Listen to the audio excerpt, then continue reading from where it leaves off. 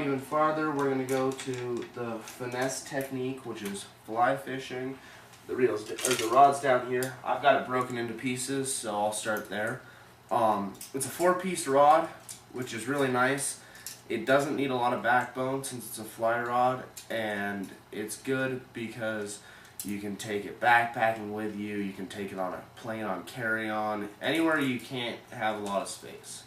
So I'll put it together here and show you some of the cool stuff about this rod. It's a pretty flimsy rod, you could say, but that's because it's a fly fishing rod. The way you fly fish is you whip the rod back and forth, and you never actually cast because the flies are too light to cast. So you go back and forth, keeping the fly suspended in the air because of the line, and then you just lay it down in front. You never cast like you would with a bait casting rod or a spinning rod. So this is, as you can see, quite flimsy the whole way through up to the tip, which is really flimsy. They're a lot of fun to fight a fish on because of that. The fish seem a lot bigger. They always do when you're fighting them on lighter rods, and since fly rods are pretty much always light, their fish feel big. Fly rods, their weight's done a little bit differently, how stiff the rod is. With a spin casting or a bait casting rod, you've got ultralight all the way to extra heavy, and in between you've got light, medium, medium heavy, heavy, extra heavy, and yeah, extra heavy. Fly fishing rods, they're done on a 1 through 9 scale, 1 being the lightest rod, 9 being the heaviest rod, and then on top of that they have special rods for really large fish like marlin, but that's out of the scope of this video.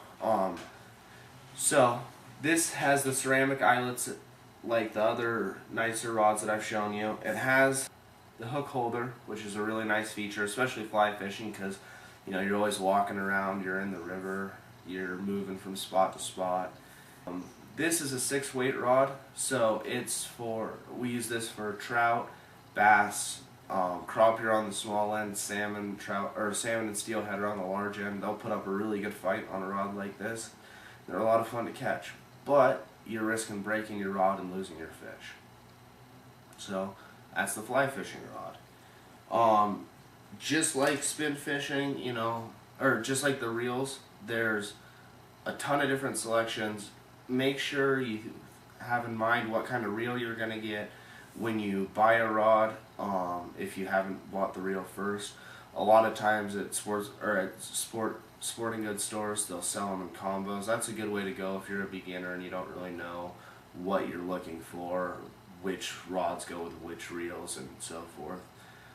If you're more advanced, you know what you're talking about, or you know what you're doing, then you can go ahead and match the reel you want to the rod you want, so you can get certain characteristics. Make sure that you match the rod to the species that you're looking for as well, how big you think you're going to get, So just make sure before you go out, you know which rod you need and why, and have a good time. Good luck, and for more information, check out the link below. It's got a lot of great information on other outdoor activities.